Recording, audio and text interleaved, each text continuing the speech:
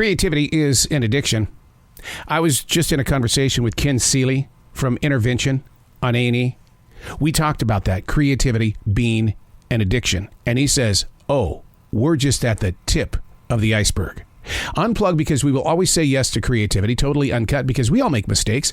So turn it into a tool. This is Arroe Unplugged. I talk with a lot of people who are trying to understand the art of quickly thinking, responding, being present, sometimes being funny, or just basically having a very wise answer when somebody asks a question instead of hemming and hawing about, oh, which direction should we go?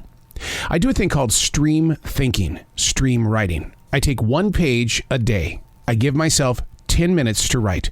Absolutely no editing whatsoever. The reason why is because the perfectionist already has a voice in your heart. But when you stream think and you get into the power of now, you understand how important it is to be a free-form writer. And all of a sudden, your mind begins to react immediately, and you're able to participate in situations where you come across as the leader and not necessarily somebody who's just trying to stay in a conversation. This is stream thinking. Today, we're reading from May 14th, 2022. My dog Jazzy is an escape artist. We've talked about this so many times. Since day one, she has figured out how to unlock doors and how to break free of kennels. In front of her own veterinarian, she walked over to the closed door, opened it, and took off. Right there in front of the vet. Now, according to research, dogs that discover the art of escaping are bored or lonely. It's usually when we're gone that things begin to unravel. And I grip that. She's lonely. She's very close to each and every one of us in this family, which the dog trainer told us, do not do that. Do not do that. The goal was to make her what she is, a dog.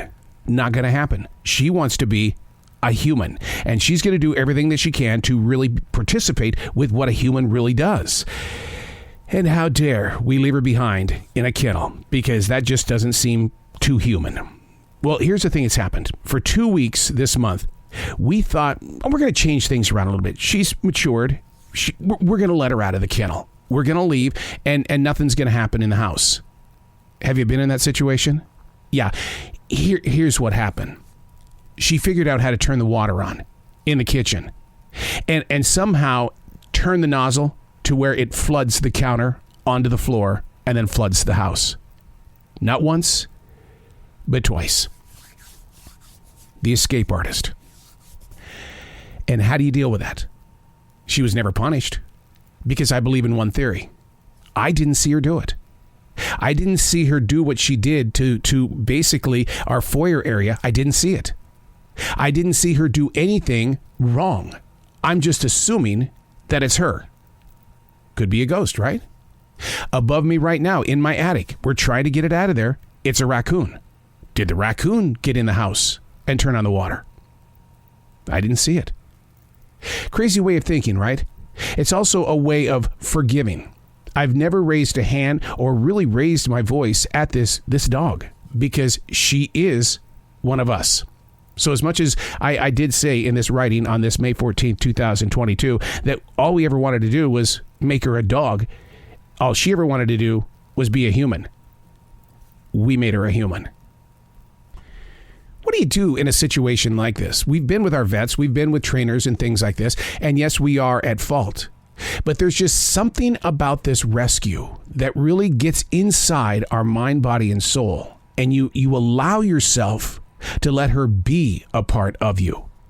Maybe it was the COVID lockdown, during those days of doubt, fear, shame, during those moments of, I don't know what's going on. Jazzy always proved to be the strong one.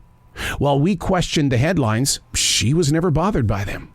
While we were afraid to go out there in the real world, she was never afraid to go out there. It was like she became the alpha dog, and basically we became her puppies.